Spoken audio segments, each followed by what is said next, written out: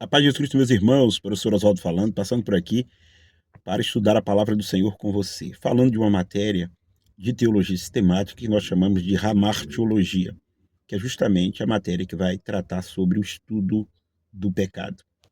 Hoje eu quero falar sobre graus de pecado.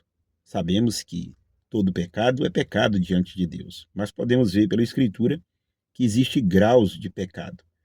Olha, ao observar o Evangelho conforme Mateus, capítulo 12, versículo 32, nós podemos observar que ali a blasfêmia contra o Espírito Santo não tem perdão.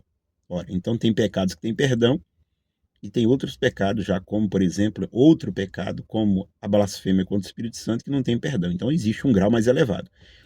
Em 1 de João 5,16, o João vai dizer que tem pecados que é para a morte, e para esses ele orienta que não ore. Ora, tem pecados que é para a morte, já tem pecados que é imperdoável, olha só, existe graus.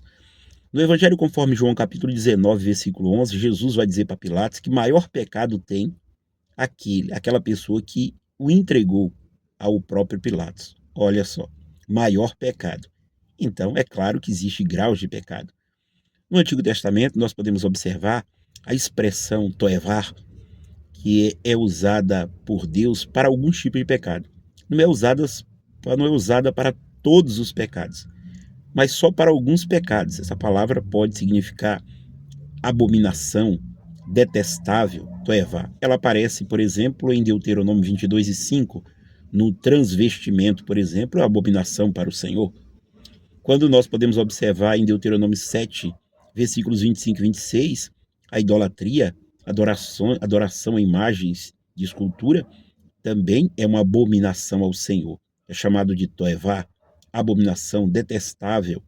Observe também que, quando você lê Provérbios 6, do 16 ao 19, existe uma lista de pecados ali, e o último pecado vai dizer que Deus abomina, toevá. Os outros, Deus odeia. E aquele, basicamente, específico, que a contenda, que semeia a contenda entre os irmãos, o Senhor abomina. Observe. Então, não são todos os pecados chamados de toevá, abominação ou detestável. Apesar que todos os pecados são pecados diante de Deus e Deus tem repulsa dos mesmos.